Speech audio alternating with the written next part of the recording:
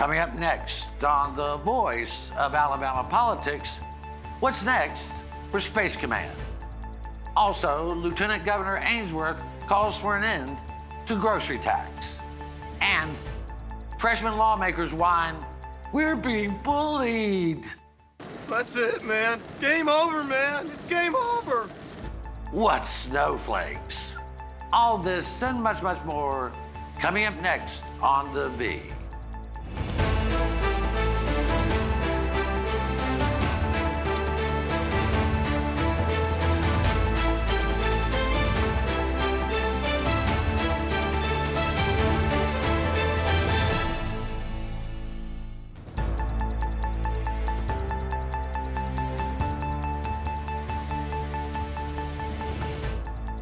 Welcome to The Voice of Alabama Politics, where we tackle the tough issues so you have the hard facts. I'm your host, Bill Britt, and today I'm joined by Susan Britt, research guru extraordinaire, and Josh Moon, columnist. Where'd you come from? Investigative reporter at APR. This is a mirage. It's like the Tupac thing. Yeah, don't touch. You're not It's real. the hologram. It's Yeah, the hologram. That's AI. AI. That's right. We're putting AI to work. Yeah.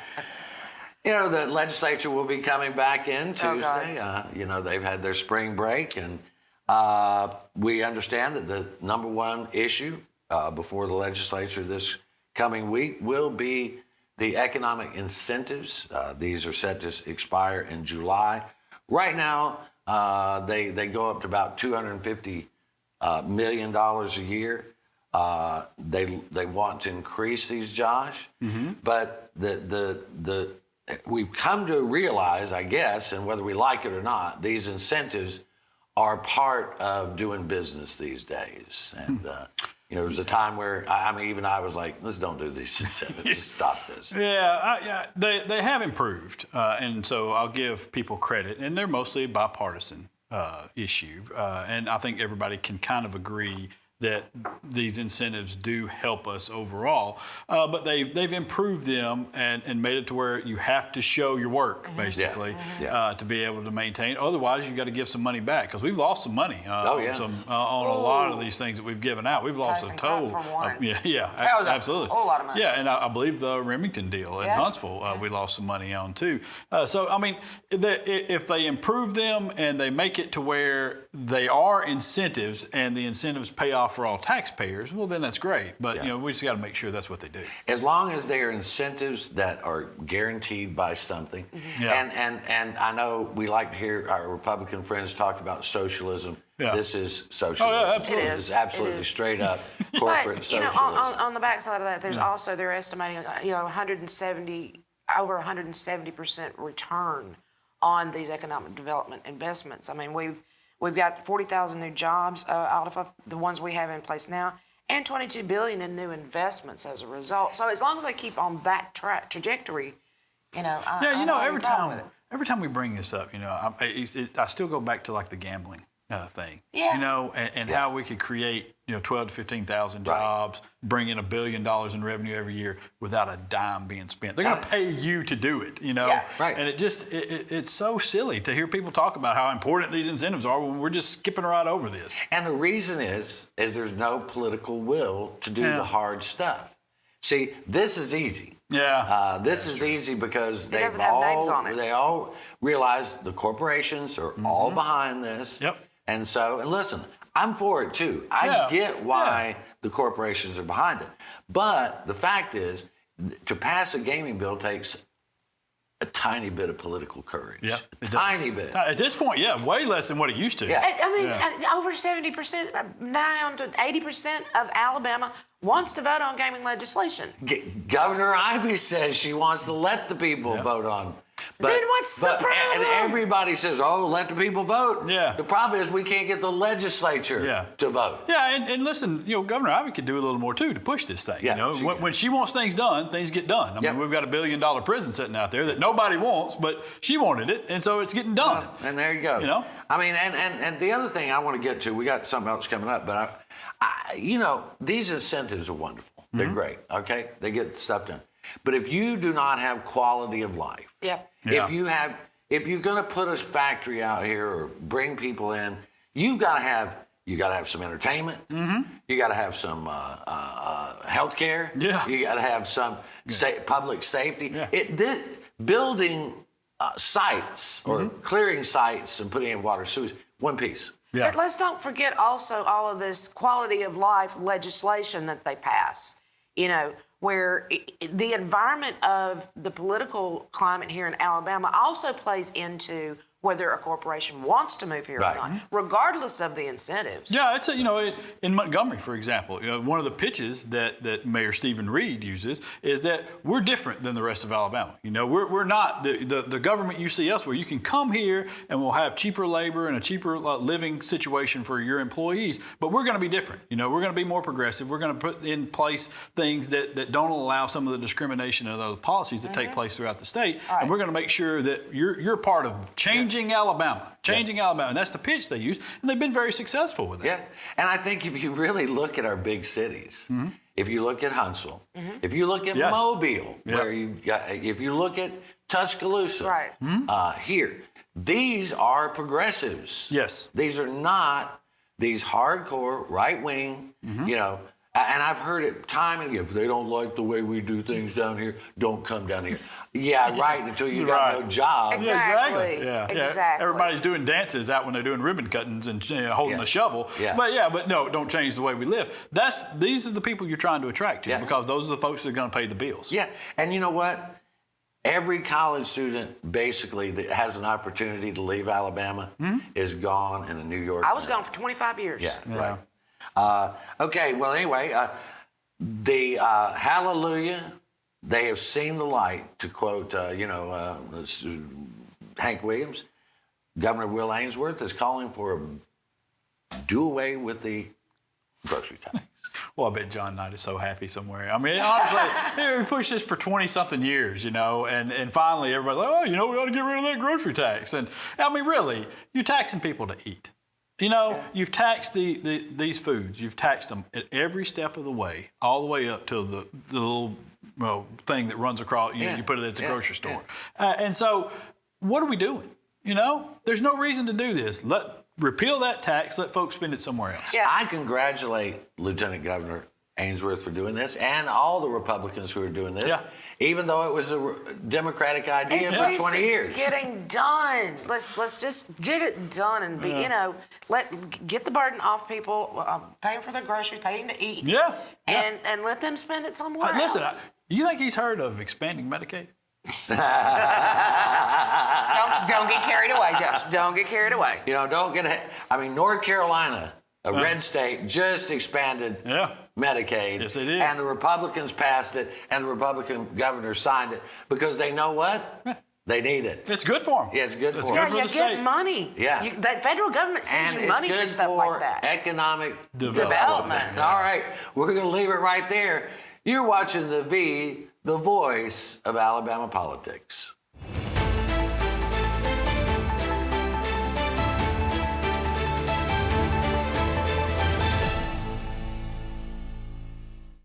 Today, Montgomery is a safer city. It's time to shift the narrative and take control of our future. We're reopening community centers, remediating blight, and revitalizing neighborhoods across the city. And we're unleashing new opportunities. Over the past year, companies have invested a record-setting $2 billion in Montgomery and created 2,000 jobs. This is a new Montgomery. And together, we're reimagining the possibilities.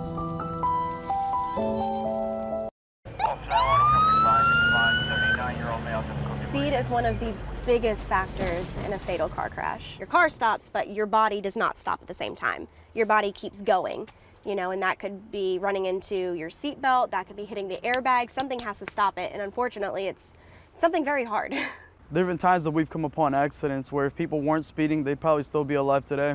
It's truly dangerous, and it puts everybody at risk. There's just no point to it. This kind of stuff has got to stop.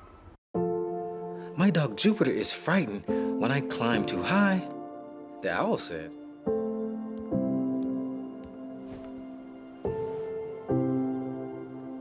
Check for monsters, Daddy. I did, honey. There are no monsters. You're perfectly safe.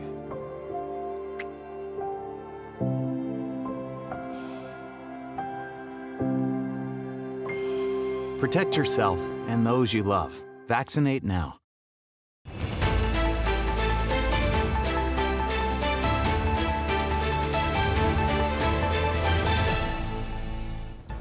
Welcome back to the voice of Alabama politics. Before the legislature went on spring break, the House approved overhaul, vast overhaul to the adoption code of Alabama. This code is some 30 years old. A lot has changed in how adoptions are carried out. And one of the things that Jenny Schaefer, who sponsored the bill, pointed out that they had spent 5 years crafting this legislation. As Speaker of the House, Nathaniel Ledbetter, said this was a precursor to the Dobbs decision, but this will make it easier, more streamlined for people to adopt. It also makes fostering easier for folks without taking away the checks that are necessary to make sure that the right people are, in fact, safe people are adopting babies. Right. It's an 80-page document. It overhauls how it goes through the courts, through the application processes, the checks and everything. And like you said, I mean, this is a well thought through bill. Josh, it's always laudable when the legislature does something that helps families and people and children. We hear a lot about it, but we don't see it as often. No, and listen, I know they put in work on this, and I don't necessarily have a problem with the bill, but this whole agency, DHR and all these agencies that handle children in this state are about to be inundated. We know that after the Dobbs decision. We've done the math on this, and it's going to be hundreds of kids in a very short period of time. And so I tell you, the one thing that I wanted to see that wasn't necessarily here were not just the same checks, but better checks and balances that were going to be in there, and more funding. For these folks, because you already have a lot of problems within our foster care system, and anybody who knows any of these folks that deal with the foster care children, they know they can tell you horror stories from morning till night, and a lot of it has to do with the fact that they're overworked. They're overworked. They have a caseload that is, frankly, irresponsible. For us to continue this way. And so I wish that we could put a lot more funding into this and to make sure that we're going to actually protect the kids and have that sanctity for life that we have, expressed to make sure that, all these children that are going to be coming in that wouldn't necessarily have prior to the Dobbs decision, that we're going to be able to take care of them because that's going to be left up to us. Yeah. Right. We have a situation where we live in Etowah County, where our neighbors adopted children that had been in a foster situation, and the situation those children were in was awful. Horrible. I mean, the malnutrition went to their skin was gray. Yeah. Well, and it just goes to the fact that there aren't, like you said, as many checks as there should be. I tell you an interesting thing, and Ernie Yarborough, who is wanting to be a star of the Republican legislature, he's a new guy. Ernie Yarborough, who is a CrossFitness guy, right? And he sells vitamins and all that. That's his background. That's what he does. He's a CrossFitness guy and he sells vitamins. Yeah. And so he came in and tried to put an amendment on the bill that would require no vaccination status for anyone doing adoptions. Now, because he didn't know any better, that would revoke many hundreds of thousands. By no vaccination, we're not just talking about COVID. No, we're talking about mumps, measles, smallpox, regular vaccines, all your all vaccines, vaccines that whooping cough, sane people get. Yeah, that especially sane people with children. But he wanted to say that nobody had to have those vaccines, and Representative Schaefer reminded him, well, then we would lose the federal funding, and the adoptions would go in the toilet because we can't afford it in Alabama. Yeah. But he got 26 other lawmakers, Josh, to sign on to something that was absolutely ludicrous. Wait a minute, they didn't know wow, I can't believe they would do something they didn't know about. First of all, and the other thing I want to say is, man, if only there were a vaccine for insanity. We could clean up our legislature in a hurry. Look, this is not, I mean, this is what they do. I mean, yeah, you said he wanted to be a star. He wants to be the person screaming the loudest in the room that people pay attention to, and that's all this is. It wasn't thought out. There was no thought put into it. No. I don't know exactly what his background is, but I know it isn't Dr. Yarborough. You know, and so there's no. He came into this with no knowledge of what he was talking about, and this was the result. And the other 26 that went right along with no knowledge of what they were talking about. They don't read. I know that. Well, and this goes back to the thing I was meaning to talk about last week, but we didn't get to it. Some of these new guys are real snowflakes because, I mean, they went into a publication. It's kind of a propaganda sheet. But anyway, they went in, Josh, and said, and Susan said, oh, we're being bullied by the leadership. We're being intimidated. We're wheels in the machine. So, I mean, just stop it. Where did you think you were going, you know? Where did you think you were going? This is not the Glee Club. You're coming to do serious business here. And if you have a brain in your head, you know that you need to sit down and shut up for the first session and listen and watch what's going on and to learn something. Every freshman class that comes into legislature is told what to do. Yeah. Because you don't know what to do yet. Yeah. And it's evidenced by you nearly giving away millions of dollars of federal funding. Yeah. You know? I mean, just honestly, it's so I don't know. I don't know what people expect anymore. And I don't know how these people are getting elected. What are y'all electing anymore? Well, the problem is, in my mind, that you've got, and it goes back to what you always talk about, gerrymandering. But if you think about it, the district has some 50,000 plus people in a district. Yeah. But some of these guys get elected by 3,000 people. Yeah, you're right. Yeah. Right? So they're elected by a minority of the majority voting population in that district. And you know what? Most of the people in their district couldn't pick them out of a lineup of the village people. No, they couldn't. You're right. And these guys think they're superstars. But even still, you're a first-time legislator. Sit down and learn what you're doing before you open your stupid mouth. You sound like a mother. Yes. Somebody needs to mother that bunch. It's so hard. You know, there's some good people in there. There are. I don't mean to say they're not. But when you're that you whine about, Connie Rowe gives you a talk on how to conduct yourself.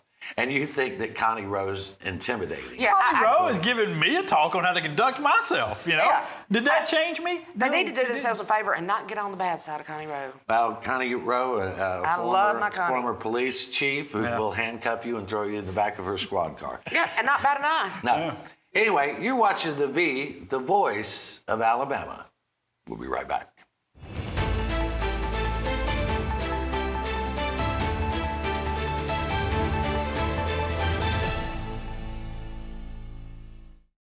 There was an old woman who lived in a shoe. She had so many children, she didn't know what to do.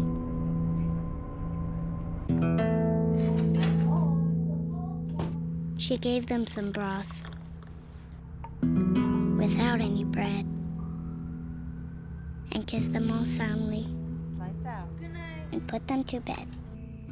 Hunger is a story we can end. End it at feedingamerica.org. Throughout my career, I've seen many crashes, and a lot of the fatalities are from people who haven't worn their seatbelt. Cars have rolled over multiple times. I've had people end up in lakes, ravines. I've been looking for people in the woods for a couple hours before. Usually just about every bone in their body is broken, their organs have ruptured, and typically they die. You want to save a life, just simply click a button and put that seatbelt on. Seatbelts really do save lives.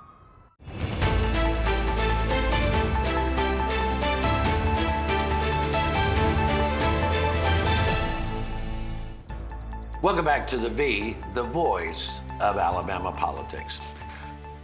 Over the last couple of weeks, there have been a lot of talk about President Joe Biden changing the decision to bring the Space Command to Redstone Arsenal. Now, whether that is, we've heard from the White House that is not the plan, but there is a rumor out there, and Senator Katie Britt and Senator Tommy Tuberville, as well as all the congressional delegation and anybody that you will listen to, says, don't do that. You know, it was done because we ranked high, and of course, I doubt any of us on this panel would want it to go anywhere but to Redstone Arsenal because it helps the state. And it's a natural place for it. I mean, we've got so much to do with, you know, the space program there already has been there for decades.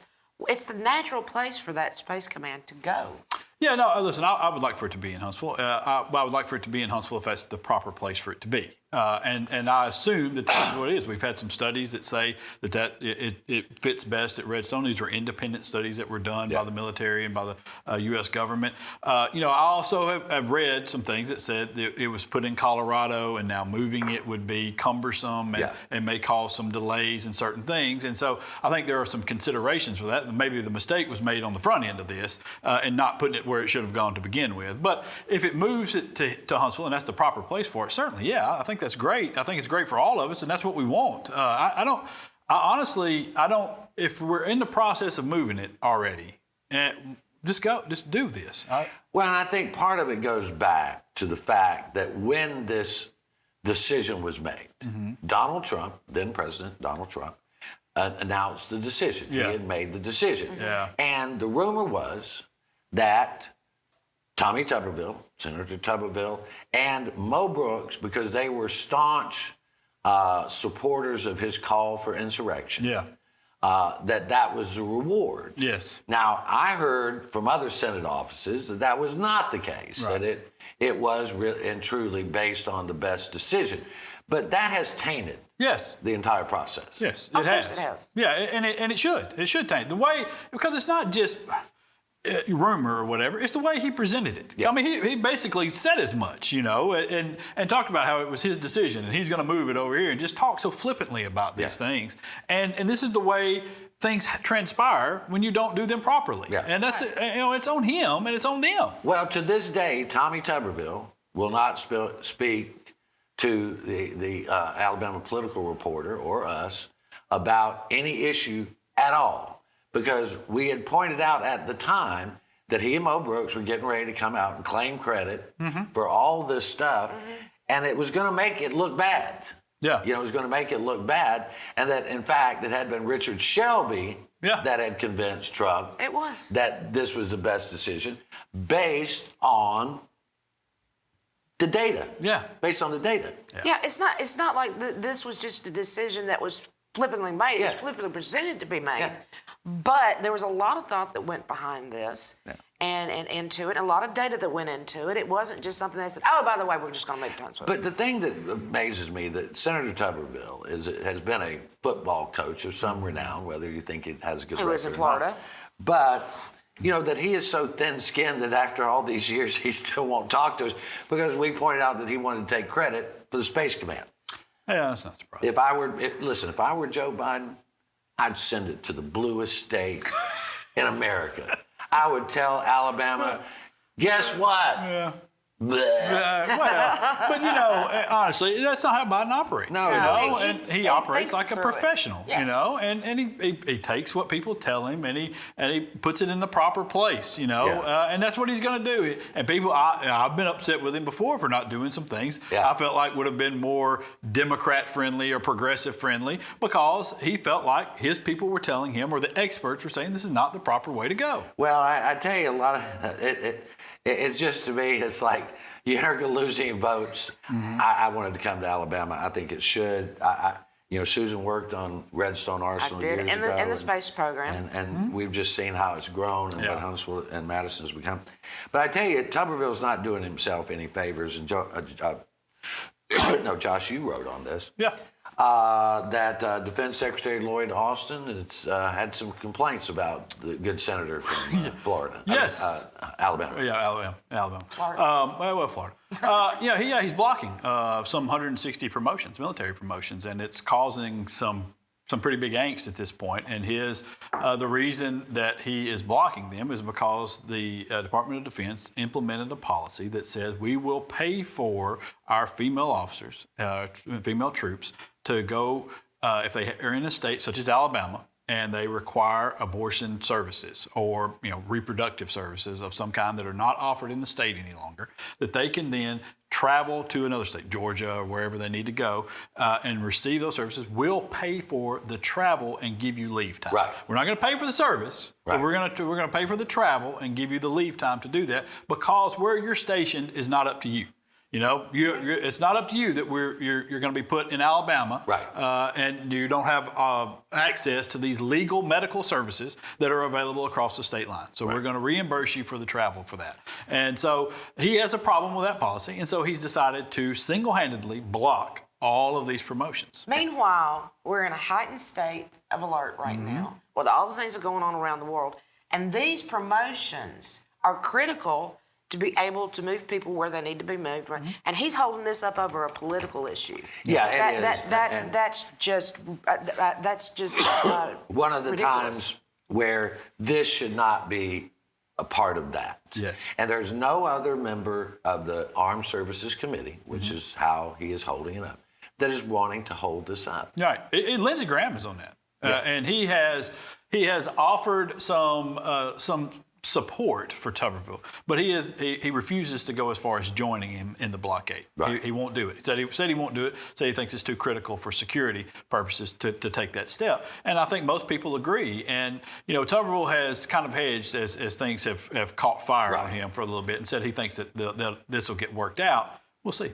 Yeah. Well, once again, let's go back to the fact that we know from polling that only about 19% of the voters in Alabama favor a complete ban on abortion. Yeah. And Tuberville, I don't believe for a minute that he is in that 19. But even if he's in that 19%, he needs to represent Alabama, not his own. And represent those soldiers that need these promotions, that for their safety and the people that they're protecting. Yeah. He's holding this up over a political issue and endangering people's lives. Well, nothing new about that, right, Josh?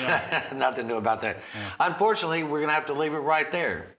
You've been watching the voice of Alabama politics. You watch us because we watch them.